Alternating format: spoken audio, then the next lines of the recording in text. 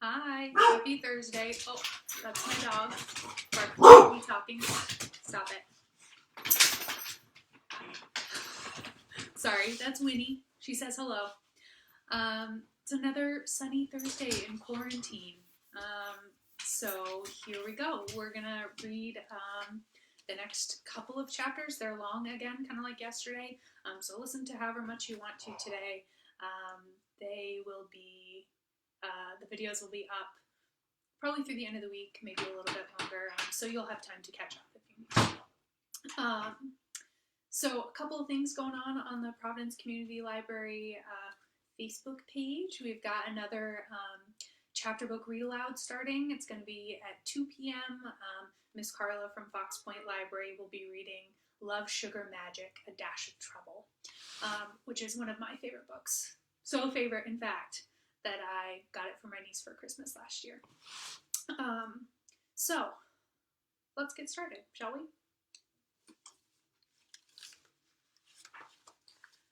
Chapter 6, The Journey from Platform 9 3/4. Harry's last month with the Dursleys wasn't fun.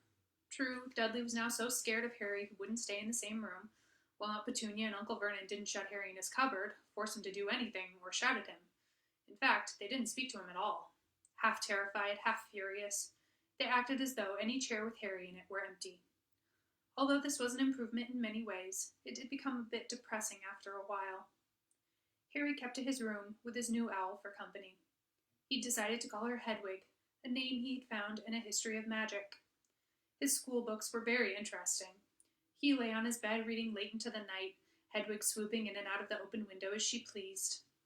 It was lucky that Aunt Petunia didn't come in to vacuum anymore, because Hedwig kept bringing back dead mice. Every night before he went to sleep, Harry ticked off another day on the piece of paper he had pinned to the wall, counting down to September the 1st. On the last day of August, he thought he'd better speak to his aunt and uncle about getting to King's Cross Station the next day, so he went down to the living room where they were watching a quiz show on television.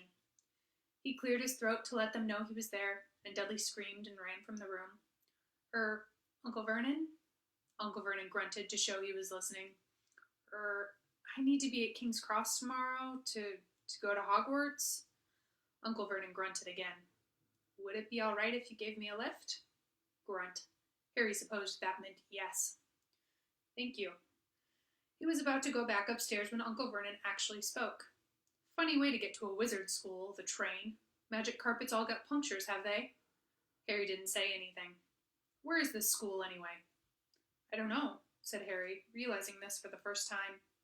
He pulled the ticket Hagrid had given him out of his pocket. I just take the train from platform 9 3/4 at 11 o'clock, he read. His aunt and uncle stared. Platform what? 9 3/4. Don't talk rubbish, said Uncle Vernon. There is no platform 9 3/4. It's on my ticket. Barking, said Uncle Vernon. Howling mad, the lot of them. You'll see. You just wait. All right, we'll take you to King's Cross. We're going up to London tomorrow anyway. I wouldn't bother. Why are you going to London? Harry asked, trying to keep things friendly. Taking Dudley to the hospital, growled Uncle Vernon. Gotta have that ruddy tail removed before he goes to Smeltings. Harry woke at 5 o'clock the next morning and was too excited and nervous to go back to sleep. He got up and pulled on his jeans because he didn't want to walk into the station in his wizard's robes. He'd change on the train. He checked his Hogwarts list yet again to make sure he had everything he needed, saw that Hedwig was shut safely in her cage, and then paced the room, waiting for the Dursleys to get up. 2 hours later, Harry's huge, heavy trunk had been loaded into the Dursleys' car. Aunt Petunia had talked Dudley into sitting next to Harry, and they had set off. They reached King's Cross at 10:30.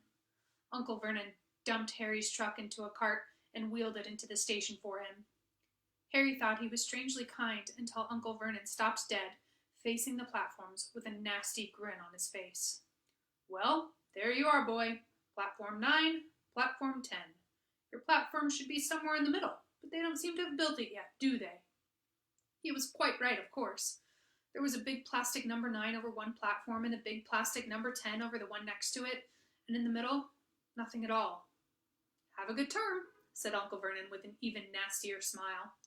He left without another word. Harry turned and saw the Dursleys drive away. All three of them were laughing. Harry's mouth went rather dry. What on earth was he going to do? He was starting to attract a lot of funny looks because of Hedwig.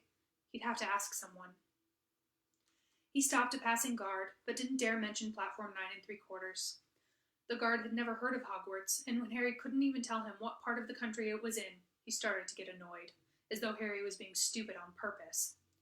Getting desperate, Harry asked for the train that left at 11 o'clock, but the guard said there wasn't one. In the end, the guard strode away, muttering about time wasters.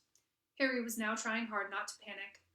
According to the large clock over the arrivals board, he had 10 minutes left to get on the train to Hogwarts, and he had no idea how to do it. He was stranded in the middle of a station with a trunk he could hardly lift, a pocket full of wizard money, and a large owl. Hagrid must have forgotten to tell him something you had to do, like tapping the third brick on the left to get into Diagon Alley. He wondered if he should get out his wand and start tapping the ticket inspector stand between platforms 9 and 10.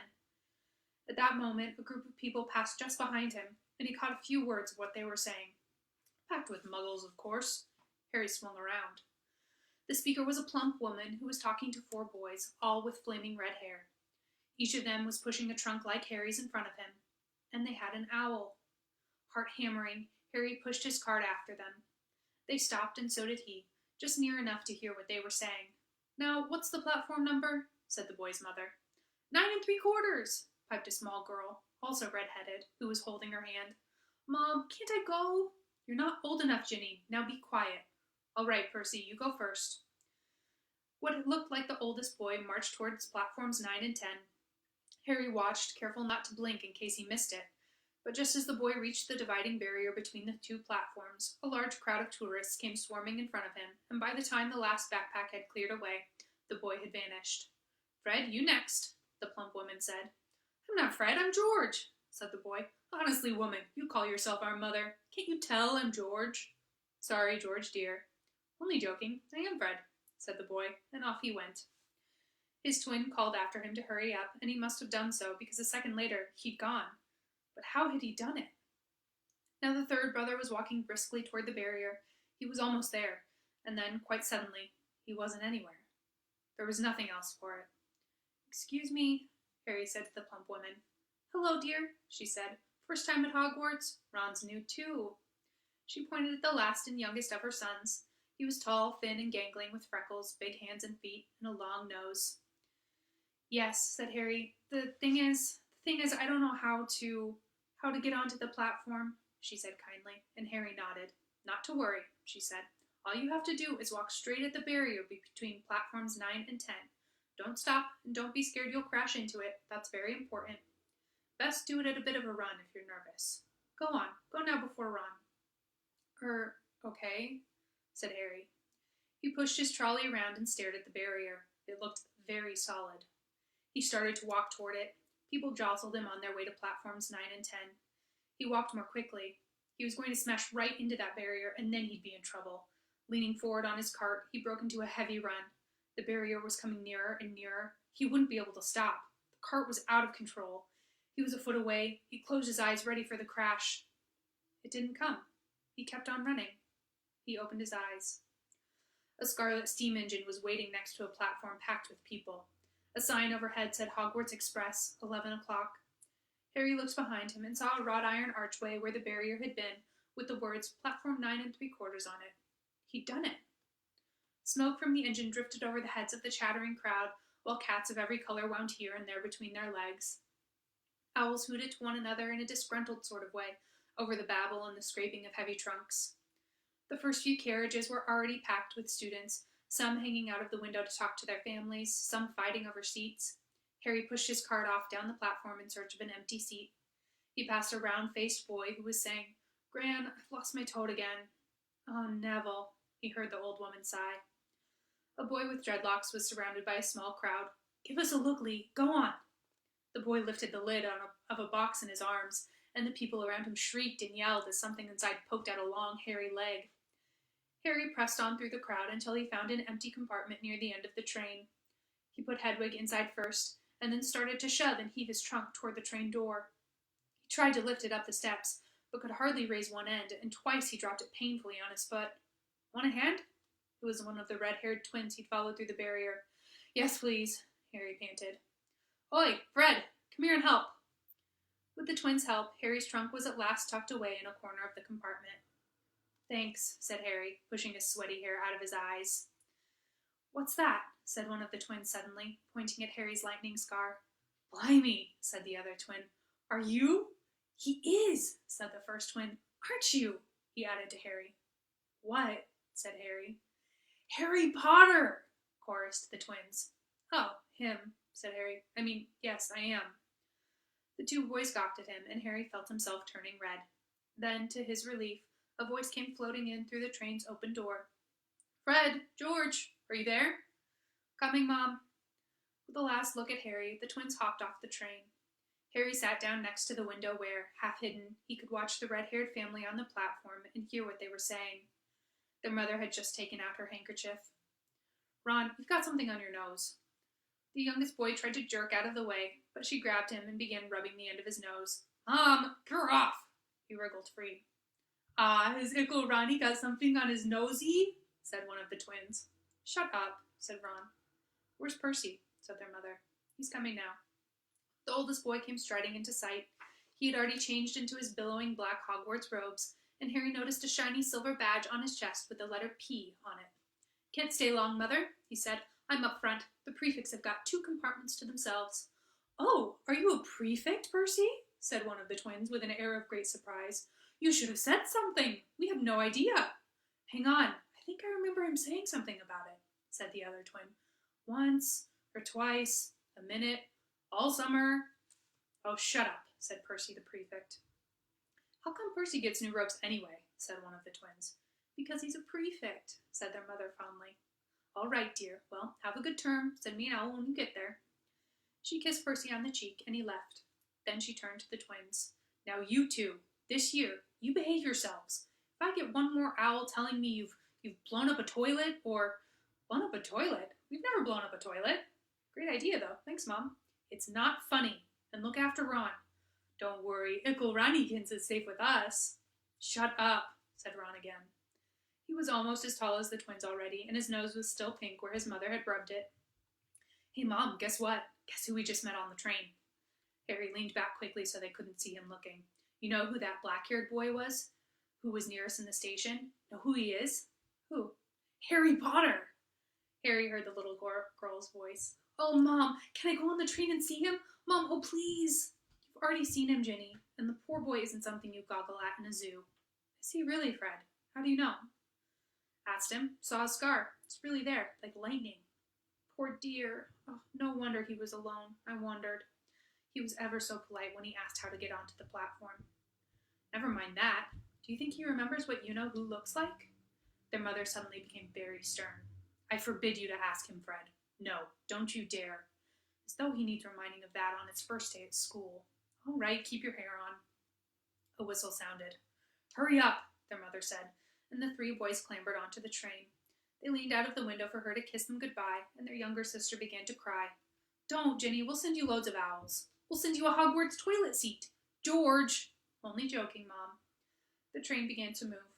Harry saw the boys' mother waving, and their sister, half laughing, half crying, running to keep up with the train until it gathered too much speed.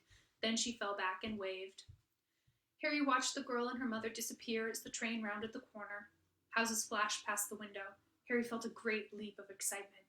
He didn't know what he was going to, but it had to be better than what he was leaving behind.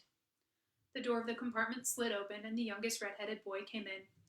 "Anyone sitting there?" he asked, pointing at the seat opposite Harry. "Everywhere else is full." Harry shook his head, and the boy sat down. He glanced at Harry, and then looked quickly out of the window, pretending he hadn't looked. Harry saw he still had a black mark on his nose. "Hey, Ron," the twins were back. "Listen, we're going down the middle of the train. Lee Jordan's got a giant tarantula down there." "Right," mumbled Ron. "Harry," said the other twin, "did we introduce ourselves? Fred and George Weasley. And this is Ron, our brother. See you later, then." "Bye," said Harry and Ron. The twins slid the compartment door shut behind them. "Are you really Harry Potter?" Ron blurted out. Harry nodded. "Oh, well, I thought it might be one of Fred and George's jokes," said Ron. "And have you really got, you know," he pointed at Harry's forehead. Harry pulled back his bangs to show the lightning scar. Ron stared. "So that's where you-know-who." "Yeah," said Harry, "but I can't remember it." "Nothing?" said Ron eagerly. Well, I remember a lot of green light, but nothing else. Wow, said Ron.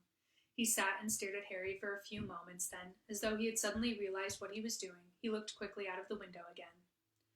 Are all your family wizards? Asked Harry, who found Ron just as interesting as Ron found him. Yeah, I think so, said Ron. I think Mom's got a second cousin who's an accountant, but we never talk about him.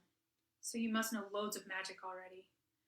The Weasleys were clearly one of those old wizarding families the pale boy in Diagon Alley had talked about. I heard you went to live with muggles, said Ron. What are they like? Horrible. Well, not all of them. My aunt and uncle and cousin are, though. Wish I'd had 3 wizard brothers. 5, said Ron. For some reason he was looking gloomy. I'm the 6th in our family to go to Hogwarts. You could say I've got a lot to live up to. Bill and Charlie have already left. Bill was head boy and Charlie was captain of Quidditch. Now Percy's a prefect. Fred and George mess around a lot, but they still get really good marks, and everyone thinks they're really funny. Everyone expects me to do as well as the others, but if I do, it's no big deal, because they did it first. You never get anything new either, with 5 brothers. I've got Bill's old robes, Charlie's old wand, and Percy's old rat. Ron reached inside his jacket and pulled out a fat, gray rat, which was asleep. His name's Scabbers, and he's useless. He hardly ever wakes up. Percy got an owl from my dad for being made a prefect, but they couldn't have... I got Scabbers instead. Ron's ears went pink. He seemed to think he'd said too much because he went back to staring out of the window. Harry didn't think there was anything wrong with not being able to afford an owl. After all, he'd never had any money in his life until a month ago, and he told Ron so, all about having to wear Dudley's old clothes and never getting proper birthday presents. This seemed to cheer Ron up. And until Hagrid told me, I didn't know anything about being a wizard or about my parents or Voldemort. Ron gasped. What? Said Harry.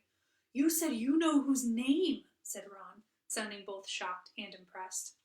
I'd have thought you of all people. I'm not trying to be brave or anything, saying the name, said Harry. I just never knew you shouldn't. See what I mean? I've got loads to learn. I bet, he added, voicing for the first time something that had been worrying him a lot lately. I bet I'm the worst in the class. You won't be. There's loads of people who come from Muggle families, and they learn quick enough.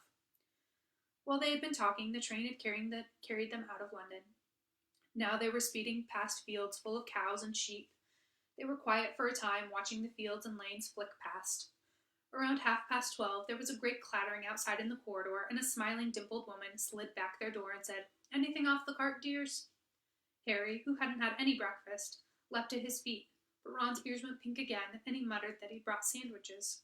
Harry went out into the corridor. He had never had any money for candy with the Dursleys, and now that he had pockets rattling with gold and silver, he was ready to buy as many Mars bars as he could carry. But the woman didn't have Mars bars. What she did have were Bertie Bott's every flavor beans, Drooble's best blowing gum, chocolate frogs, pumpkin pasties, cauldron cakes, licorice wands, and a number of other strange things Harry had never seen in his life. Not wanting to miss anything, he got some of everything, and paid the woman 11 silver sickles and 7 bronze knuts. Ron stared as Harry brought it all back into the compartment and tipped it onto an empty seat. Hungry, are you? Starving, said Harry, taking a large bite out of a pumpkin pasty.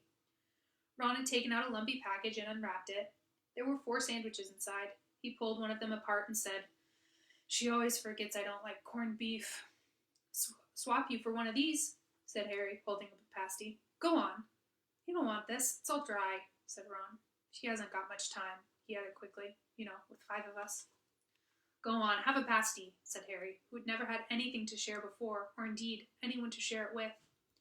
It was a nice feeling, sitting there with Ron, eating their way through all Harry's pasties, cakes, and candies. The sandwiches lay forgotten. What are these? Harry asked Ron, holding up a pack of chocolate frogs. They're not really frogs, are they? He was starting to feel that nothing would surprise him. No, said Ron, but see what the card is. I'm missing a grippa. What? Oh, of course you wouldn't know. Chocolate frogs have cards inside them, to collect. Famous witches and wizards. I've got about 500. But I haven't got a grippa or Ptolemy. Harry unwrapped his chocolate frog and picked up the card. It showed a man's face. He wore half-moon glasses, had a long, crooked nose, and flowing silver hair, beard, and mustache. Underneath the picture was the name Albus Dumbledore. So this is Dumbledore, said Harry. Don't tell me you've never heard of Dumbledore, said Ron. Can I have a frog? I might get a grippa. Thanks. Harry turned over his card and read, Albus Dumbledore, currently headmaster of Hogwarts. Considered by many the greatest wizard of modern times, Dumbledore is particularly famous for his defeat of the Dark Wizard Grindelwald in 1945, for the discovery of the 12 uses of dragon's blood, and his work on alchemy with his partner, Nicholas Flamel. Professor Dumbledore enjoys chamber music and 10-pin bowling. Harry turned the card back over and saw, to his astonishment, that Dumbledore's face had disappeared. "He's gone." "Well, you can't expect him to hang around all day," said Ron. "He'll be back. No, I've got Morgana again, and I've got about 6 of her. Do you want it? You could start collecting." Ron's eyes strayed to the pile of chocolate frogs waiting to be unwrapped. "Help yourself," said Harry. "But in, the Muggle world, people just stay put in photos." "Do they? What, they don't move at all?" Ron sounds amazed. "Weird." Harry stared as Dumbledore sidled back into the picture on his card and gave him a small smile. Ron was more interested in eating the frogs than looking at the famous witches and wizard cards, but Harry couldn't keep his eyes off them. Soon he had not only Dumbledore and Morgana, but Hengst of Woodcroft, Albert, Grenion, Circe, Paracelsus, and Merlin. He finally tore his eyes away from the druidess Cleodna, who was scratching her nose to open a bag of Bertie Bott's every flavor beans. "You want to be careful with those," Ron warned Harry. "When they say every flavor, they mean every flavor. You get all the ordinary ones like chocolate and peppermint and marmalade, but then you get spinach and liver and tripe. George reckons he had a booger-flavored one once."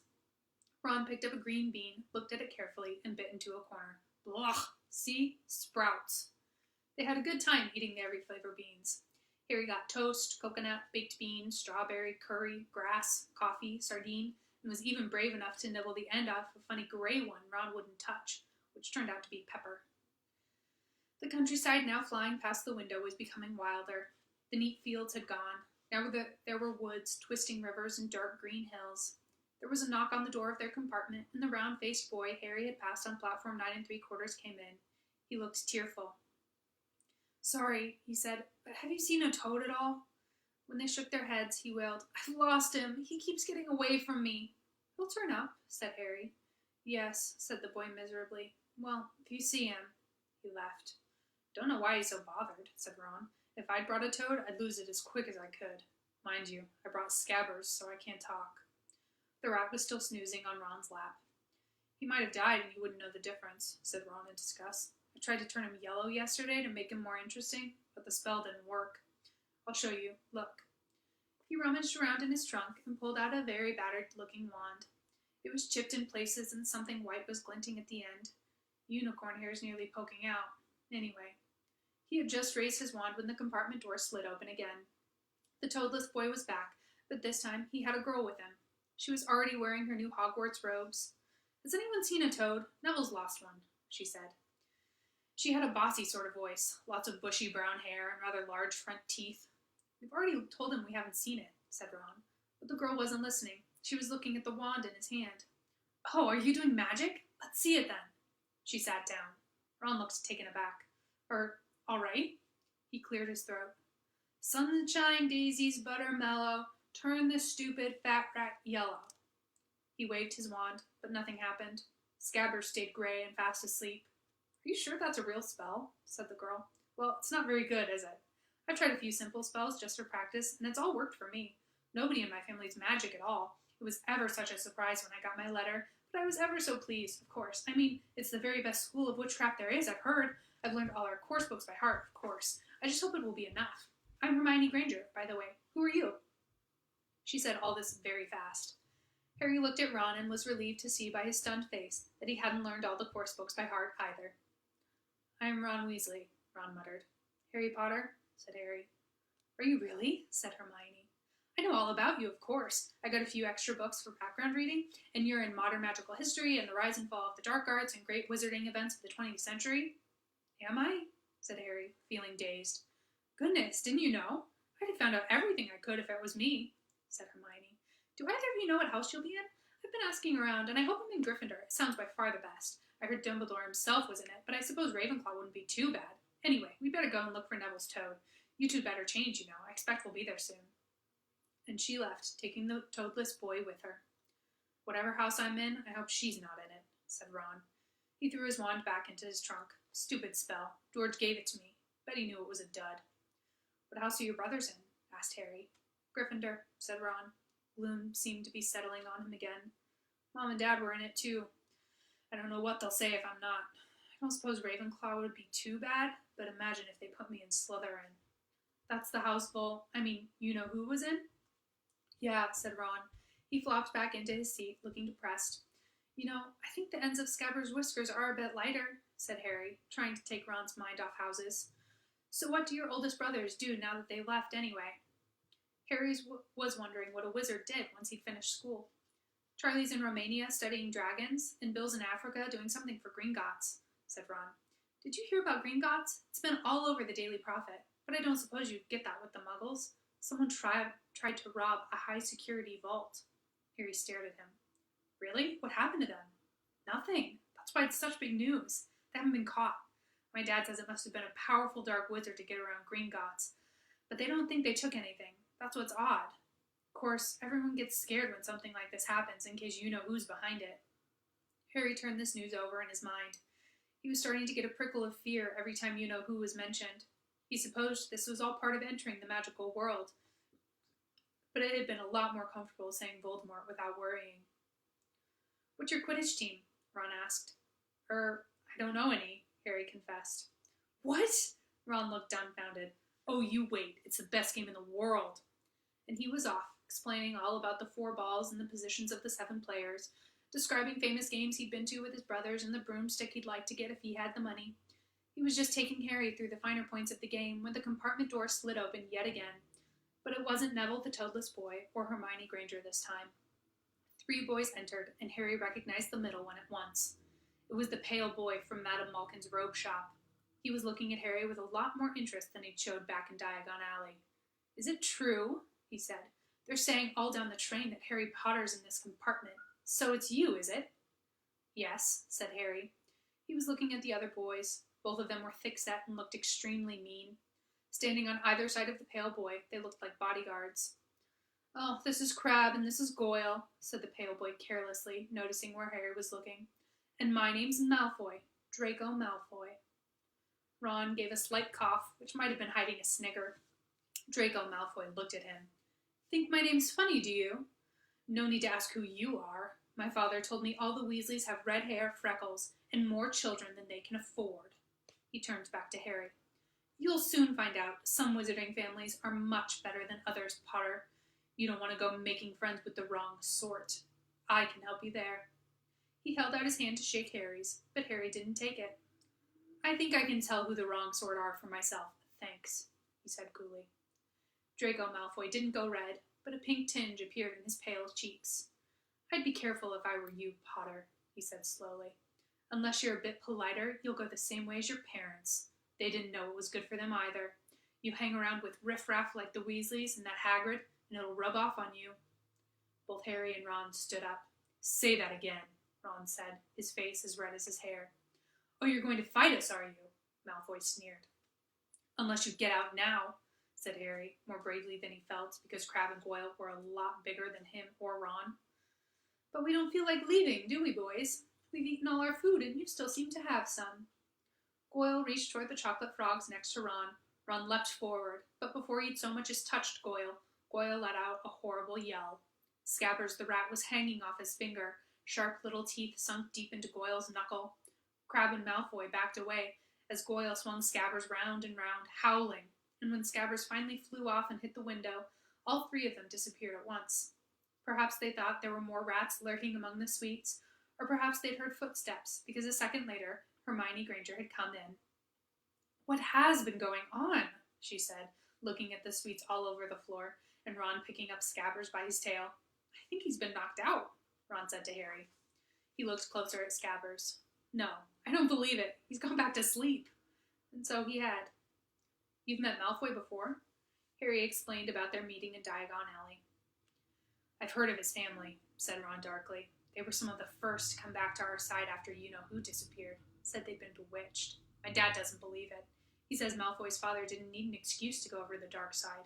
He turned to Hermione. Can we help you with something? You better hurry up and put your robes on.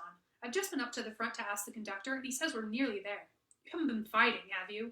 You'll be in trouble before we even get there. Scabbers has been fighting, not us, said Ron, scowling at her. Would you mind leaving while we change? All right, I only came in here because people outside are behaving very childishly, right, racing up and down the corridors, said Hermione in a sniffy voice. And you've got dirt on your nose, by the way. Did you know? Ron glared at her as she left. Harry peered out of the window. It was getting dark. He could see mountains and forests under a deep purple sky. The train did seem to be slowing down. He and Ron took off their jackets and pulled on their long black robes. Ron's were a bit short for him. You could see his sneakers underneath them. A voice echoed through the train. We'll be reaching Hogwarts in 5 minutes' time. Please leave your luggage on the train. It will be taken to the school separately. Harry's stomach lurched with nerves, and Ron, he saw, looked pale under his freckles. They crammed their pockets with the last of the sweets and joined the crowd thronging the corridor. The train slowed down and finally stopped. People pushed their way toward the door and out onto a tiny, dark platform. Harry shivered in the cold night air. Then a lamp came bobbing over the heads of the students, and Harry heard a familiar voice. First years over here. All right there, Harry? Hagrid's big, hairy face beamed over the sea of heads. Come on, follow me. Any more first years? Mind your step now. First years, follow me. Slipping and stumbling, they followed Hagrid down what seemed to be a steep, narrow path. It was so dark on either side of them that Harry thought there must be thick trees there. Nobody spoke much. Neville, the boy who kept losing his toad, sniffed once or twice. You'll get your first sight of Hogwarts in a sec, Hagrid called over his shoulder. Just round this bend here. There was a loud, oh! The narrow path had opened suddenly onto the edge of a great black lake. Perched atop a high mountain on the other side, its windows sparkling in the starry sky, was a vast castle with many turrets and towers. No more'n 4 to a boat, Hagrid called, pointing to a fleet of little boats sitting in the water by the shore. Harry and Ron were followed into their boat by Neville and Hermione. Everyone in? Shouted Hagrid, who had a boat to himself. Right then, forward! And the fleet of little boats moved off all at once, gliding across the lake, which was as smooth as glass. Everyone was silent, staring up the great castle overhead. It towered over them as they sailed nearer and nearer to the cliff on which it stood. Heads down, yelled Hagrid as the first boats reached the cliff. They all bent their heads, and the little boats carried them through a curtain of ivy that hid a wide opening in the cliff face. They were carried along a dark tunnel, which seemed to be taking them right underneath the castle, until they reached a kind of underground harbor, where they clambered out onto rocks and pebbles. Oi, you there! Is this your toad? Said Hagrid, who was checking the boats as people climbed out of them. Trevor! Cried Neville blissfully, holding out his hands. Then they clambered up a passageway in the rock after Hagrid's lamp, coming out at last onto smooth, damp grass right in the shadow of the castle. They walked up a flight of stone steps and crowded around the huge oak front door. Everyone here? You there? Still got your toad? Hagrid raised a gigantic fist and knocked 3 times on the castle door. So it looks like I've got about 15 pages until the next chapter. I'm going to keep going. I think the next chapter is a little bit shorter. It's the Sorting Hat chapter. So stick around if you have a chance. At 2 o'clock, I know Carla's going to be reading, so I'll stop before 2 o'clock, but I don't think this chapter is going to take me that long. So, here we go. Chapter 7, The Sorting Hat. The door swung open at once. A tall, black-haired witch in emerald green robes stood there. She had a very stern face, and Harry's first thought was that this was not someone to cross. The first years, Professor McGonagall, said Hagrid. Thank you, Hagrid. I will take them from here. She pulled the door wide. The entrance hall was so big you could have fit the whole of the Dursleys' house in it. The stone walls were lit with flaming torches like the ones at Gringotts. The ceiling was too high to make out, and a magnificent marble staircase facing them led up to the upper floors. They followed Professor McGonagall across the flagged stone floor. Harry could hear the drone of hundreds of voices from a doorway to the right. The rest of the school must already be here, but Professor McGonagall showed the first years into a small, empty chamber off the hall. They crowded in, standing rather closer together than they would usually have done, peering about nervously. Welcome to Hogwarts, said Professor McGonagall. The start of term banquet will begin shortly, but before you take your seats in the Great Hall, you will be sorted into your houses. The sorting is a very important ceremony, because while you are here, your house will be something like your family within Hogwarts. You will have classes with the rest of your house, sleep in your house dormitory, and spend free time in your house common room. The 4 houses are called Gryffindor, Hufflepuff, Ravenclaw, and Slytherin. Each house has its own noble history, and each has produced outstanding witches and wizards. While you are at Hogwarts, your triumphs will earn you house points, while any rule breaking will lose house points. At the end of the year, the house with the most points is awarded the House Cup, a great honor. I hope each of you will be a credit to whichever house becomes yours. The sorting ceremony will take place in a few minutes in front of the rest of the school. I suggest you all smarten yourselves up as much as you can while you are waiting. Her eyes lingered for a moment on Neville's cloak, which was fastened under his left ear, and on Ron's smudged nose. Harry nervously tried to flatten his hair. I shall return when we are ready for you, said Professor McGonagall. Please wait quietly. She left the chamber. Harry swallowed. How exactly do they sort us into houses? He asked Ron. Some sort of test, I think. Fred said it hurts a lot, but I think he was joking. Harry's heart gave a horrible jolt. A test? In front of the whole school? But he didn't know any magic yet. What on earth would he have to do? He hadn't expected something like this the moment they arrived. He looked around anxiously and saw that everyone else looked terrified too. No one was talking much except Hermione Granger, who was whispering very fast about all the spells she'd learned and wondering which ones she'd need. Harry tried hard not to listen to her. He'd never been more nervous. Never. Not even when he'd had to take a school report home to the Dursleys, saying that he'd somehow turned his teacher's wig blue. He kept his eyes fixed on the door. Any second now, Professor McGonagall would come back and lead him to his doom. Then something happened that made him jump about a foot in the air. Several people behind him screamed. What the? Harry gasped. So did the people around him. About 20 ghosts had just streamed through the back wall. Pearly white and slightly transparent, they glided across the room, talking to one another and hardly glancing at the first years. They seemed to be arguing. What looked like a fat little monk was saying, Forgive and forget, I say. We ought to give him a second chance. My dear Friar, haven't we give Peeves all the chances he deserves? He gives us all a bad name, and you know, he's really not even a ghost. I say, what are you all doing here? A ghost wearing a ruff and tights had suddenly noticed the first years. Nobody answered. New students, said the fat friar, smiling around at them. About to be sorted, I suppose. A few people nodded mutely. Hope to see you in Hufflepuff, said the friar. My old house, you know. Move along now, said a sharp voice. The sorting ceremony's about to start. Professor McGonagall had returned. One by one, the ghosts floated away through the opposite wall. Now form a line, Professor McGonagall told the first years, and follow me. Feeling oddly as though his legs had turned to lead, Harry got into line behind a boy with sandy hair, with Ron behind him, and they walked out of the chamber, back across the hall, and through a pair of double doors into the great hall. Harry had never even imagined such a strange and splendid place. It was lit by thousands and thousands of candles that were floating in midair over 4 long tables where the rest of the students were sitting. These tables were laid with glittering golden plates and goblets. At the top of the hall was another long table where the teachers were sitting. Professor McGonagall led the first years up here so that they came to a halt in a line facing the other students, with the teachers behind them. The hundreds of faces staring at them looked like pale lanterns in the flickering candlelight. Dotted here and there among the students, the ghosts shone misty silver. Mainly to avoid all the staring eyes, Harry looked upward and saw a velvety black ceiling dotted with stars. He heard Hermione whisper, It's bewitched to look like the sky outside. I read about it in Hogwarts, a history. It was hard to believe there was a ceiling there at all, and that the Great Hall didn't simply open onto the heavens. Harry quickly looked down as Professor McGonagall silently placed a 4-legged stool in front of the first years. On top of the stool, she put a pointed wizard's hat. This hat was patched and frayed and extremely dirty. Aunt Petunia wouldn't have let it in the house. Maybe they had to try and get a rabbit out of it, Harry thought wildly. That seemed the sort of thing. Noticing that everyone in the hall was now staring at the hat, he stared at it too. For a few seconds, there was complete silence. Then the hat twitched. A rip near the brim opened wide like a mouth, and the hat began to sing. Oh, you may not think I'm pretty, but don't judge on what you see. I'll eat myself if you can find a smarter hat than me. You can keep your bowlers black, your top hat sleek and tall, for I'm the Hogwarts sorting hat, and I can cap them all. There's nothing hidden in your head the sorting hat can't see, so try me on and I will tell you where you ought to be. You might belong in Gryffindor, where dwell the brave at heart.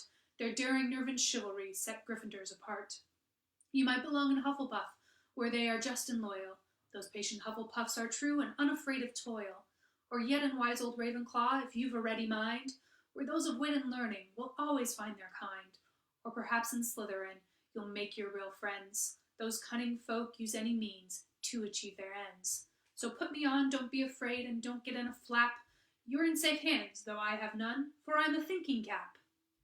The whole hall burst into applause as the hat finished its song. It bowed to each of the 4 tables and then became quite still again. So we've just got to try on the hat, Ron whispered to Harry. I'll kill Fred. He was going on about wrestling a troll. Harry smiled weakly. Yes, trying on the hat was a lot better than having to do a spell, but he did wish they could have tried it on without everyone watching. The hat seemed to be asking rather a lot. Harry didn't feel brave or quick-witted or any of it at the moment.